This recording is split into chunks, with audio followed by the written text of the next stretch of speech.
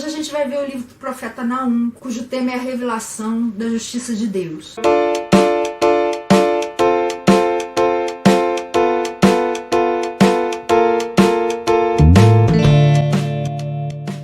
Você lembra quando a gente viu o livro do profeta Jonas, que ele havia sido enviado por Deus para Nínive, para dizer que se eles não se arrependessem, a cidade seria destruída? Naquela ocasião, o povo se arrependeu, desde o rei até a pessoa mais humilde, e Deus por isso não mandou castigo. Só que agora, 150 anos depois, Naum se levanta, porque Nínive havia voltado a ser arrogante, violenta e idólatra. E agora ele anuncia que a cidade tinha muros de mais de 30 metros de altura e largura suficiente para passarem 3 carruagens. E além disso, era cercada por um fosso de 45 metros de largura e 18 metros de profundidade. Mesmo assim, seria destruída por uma inundação. Isso aconteceu de fato em 612 a.C., por meio dos babilônios, que aproveitaram uma inundação do rio Tigre e acabou destruindo parte dessa muralha. Quem escreveu então foi Naum, em cerca de 620 a.C., logo depois do avivamento ocorrido durante o reinado de Josias em Judá. O nome do livro no hebraico é Naum, que significa consolação, e no grego é Naum. O tempo de ação é entre 630 e 610 a.C.,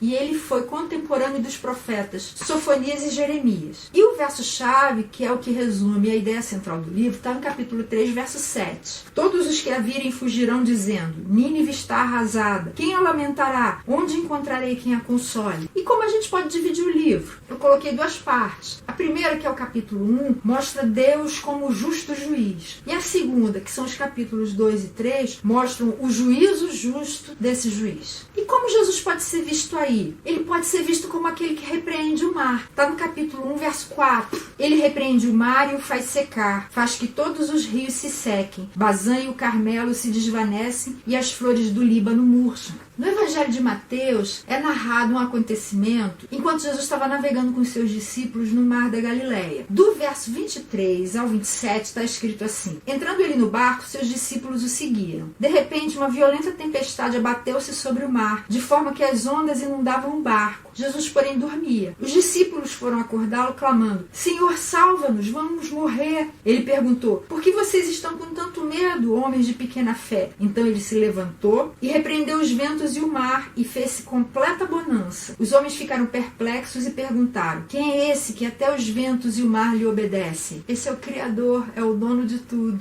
E existe alguma lição para nós aí? Existe sim. Eu coloquei uma só. É uma coisa que eu já falei em vários outros vídeos. Não adianta ter muros altos, não adianta ter cachorros bravos, não adianta cerca elétrica. Não adianta o que você imaginar para se proteger. A única e verdadeira proteção está em Deus. Ele é a verdadeira fortaleza que nos guarda, mesmo quando as angústias e as dificuldades da vida se abatem sobre nós. Olha o que está no capítulo 1, versos 7 e 8. O Senhor é bom, um refúgio em tempos de angústia. Ele protege os que nele confiam. Quando Jesus estava fazendo o Sermão do Monte, lá no finalzinho do sermão, ele falou o que está escrito em Mateus capítulo 7, a partir do verso 24. Portanto, quem ouve essas minhas palavras e as pratica, é como um homem prudente que construiu a sua casa sobre a rocha. Caiu a chuva, transbordaram os rios, sopraram os ventos e deram contra aquela casa, e ela não caiu, porque tinha seus alicerces na rocha. Mas quem ouve essas minhas palavras e não as pratica, é como um insensato que construiu a sua casa sobre a areia. Caiu a chuva, transbordaram os rios, sopraram os ventos e deram contra aquela casa, e ela caiu. E foi grande a sua queda. As chuvas, os ventos, as tempestades acontecem na vida de todo mundo. Certamente vão acontecer na minha, certamente vão acontecer na sua.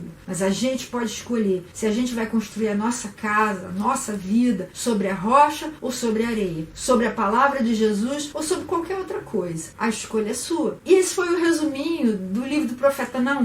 Na semana que vem, a gente vai ver o livro do profeta Abacuque. Eu encontro você lá.